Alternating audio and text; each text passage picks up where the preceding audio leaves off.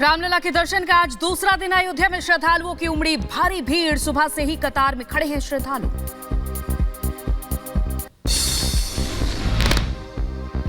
अयोध्या के राम मंदिर से भगवान रामलला की अद्भुत तस्वीरें सामने आई। श्री राम जन्मभूमि तीर्थ ने तस्वीरें जारी कर लिखा, रामलला सरकार की अलौकिक तस्वीर। अयोध्या के राम मंदिर में पहले दिन टूटा भक्तों के दर्शन का रिकॉर्ड। अब तक 5 लाख श्रद्धालुओं ने दर्शन किए। मंदिर के बाहर अभी भी लगी है लंबी कतार।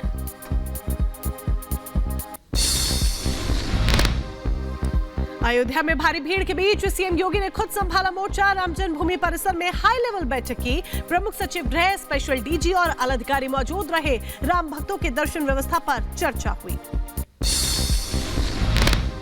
रामलला के दर्शन के पहले दिन भारी भीड़ के बीच अयोध्या पहुंचे सीएम योगी आदित्यनाथ। हेलीकॉप्टर से राम मंदिर परिसर का निरीक्षण किया। राम भक्तों की भारी भीड़ के बाद अंबेडकर नगर में अलर्ट। अयोध्या जाने वाली सीमा पर लगाई गई बैरिकेडिंग। सपा नेता स्वामी प्रसाद मौर्य ने फिर दिया विवादित बयान। प्राण प्रतिष्ठा कार्यक्रम को बताया पाखंड। बीजेपी पर धर्म का सौदागर होने का भी आरोप लगाया। कर्पूरी ठाकुर को भारत रत्न के लिए नामित किए जाने पर केंद्रीय मंत्री अश्विनी चौबे का बयान। कहा, इस ऐतिहासिक निर्णय के लिए पीएम मोदी का आभार।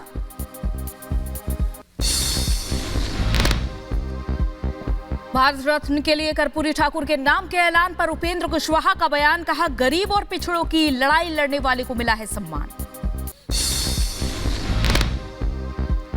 बिहार के पूर्व सीएम कर्पूरी ठाकुर को भारत रत्न के लिए चुने जाने पर शहनवाज हुसैन ने भी बयान दिया है। कहा, यह बिहार के सम्मान की बात है। मथुरा में हिंदू संगठन का विरोध। बदसलूकी को लेकर पुलिस प्रशासन के खिलाफ नारेबाजी की। उधर उत्तर प्रदेश के मुजफ्फरनगर में धार्मिक प्रतिमा तोड़े जाने के बाद तनाव। पुलिस प्रशासन ने मौके पर संभाला मोर्चा। गुजरात के वडोदरा में नाव हादसे मामले में कार्रवाई हुई। पुलिस ने मुख्य आरोपी को गिरफ्तार किया। यूपी पीसीएस में सफल। श्वेता सिंह का जौनपुर में सम्मान। 11वां रैंक लाने पर परिजनों में खुशी की लहर। यूपी पीसीएस में हरदोई के सात्विक श्रीवास्तव का तीसरा दिन। परिजनों ने खुशी की लहर छाई हुई है। गणतंत्र दिवस को लेकर जम्मू कश्मीर के सांबा में अलर्ट। सीमा से सटे इलाकों में सुरक्षा बलों की तैनाती बढ़ाई गई। बंगाल के न्यू जलपाईगुड़ी में ट्रेन पर पथराव। अराजक तत्वों ने शताब्दी एक्सप्रेस ट्रेन पर हमला किया। उत्तर प्रदेश के रायबरेली में दबंगों की गुंडागर्दी। कार सवार को बेरहमी से पीटा। मारपीट का वीडियो सोशल मीडिया पर हो रहा वायरल। यूपी के जौनपुर में टोल प्लाजा पर बवाल। टोल कर्मियों की कार सवार से झड़प हुई। उत्तर प्रदेश के फिरोजाबाद में हथियार फैक्ट्री का भंडाफोड़। आरोपियों से हथियार बनाने के उपकरण बरामद हुए। यूपी के कानपुर में कार से स्टंट करने वाले पर एक्शन। गंभीर धाराओं में आरोपी के खिलाफ केस दर्ज। लखीमपुर खीरी में कार और बाइक की टक्कर। महिला समेत 3 लोग जख्मी हुए। यूपी के अंबेडकर नगर में रफ्तार का कहर। कार और बाइक की टक्कर में 3 लोगों की हुई मौत। मध्य प्रदेश के नर्मदापुरम में शोभा यात्रा के दौरान हादसा हुआ। करंट की चपेट में आने से कई लोग जख्मी हुए। कोलंबिया के जंगल में आग का तांडव। आग पर काबू पाने में जुटा है पूरा प्रशासन।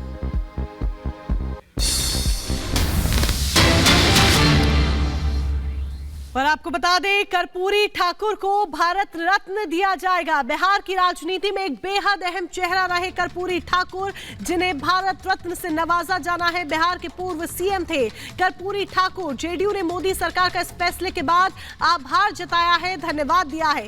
केंद्र का अच्छा निर्णय है, ये कहना है बिहार के मुख्यमंत्री नीतीश कुमार का। भारत रत्न बहुत पहले मिलना चाहिए था।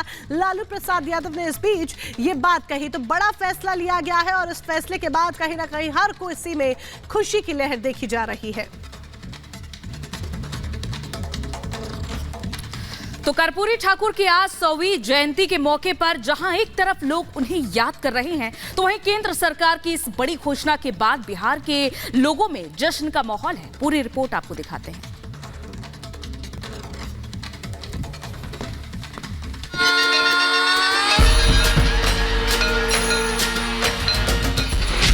सत्ता की लड़ाई राम मंदिर पर आई। आगमन आगमन आगमन हुआ है राम आगमन। राम लहर पर सवाल, मचा सियासी बवाल।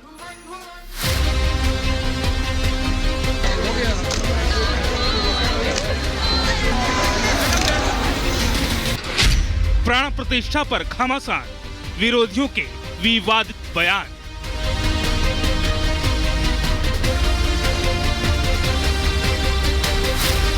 बाईस जनवरी 2024 को देश ने अयोध्या की पावन धरा पर इतिहास बनते देखा।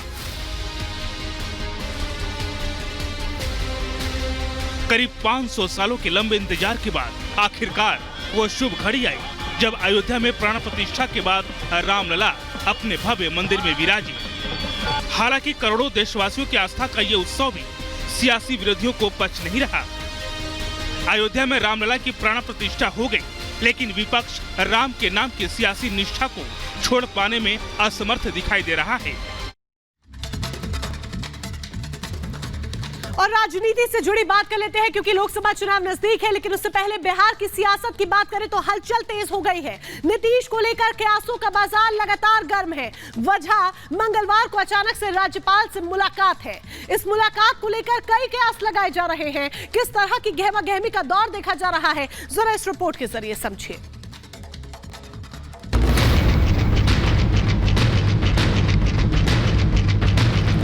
राज्यपाल से हुई मुलाकात, बिहार में बदलेंगे सियासी हालात। नीतीश ने साधी चुप्पी, फिर बदलेगी सियासत।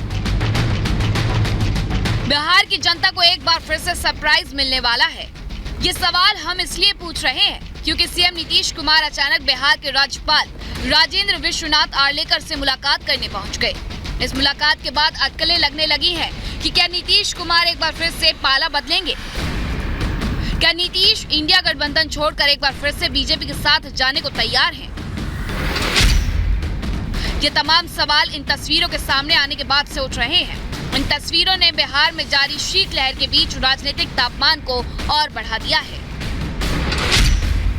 अचानक मुख्यमंत्री नीतीश कुमार राज्यपाल राजेंद्र आर्लेकर से मिलने राजभवन पहुंच गए, जहां सीएम और राज्यपाल के बीच करीब 40 मिनट तक बातचीत हुई।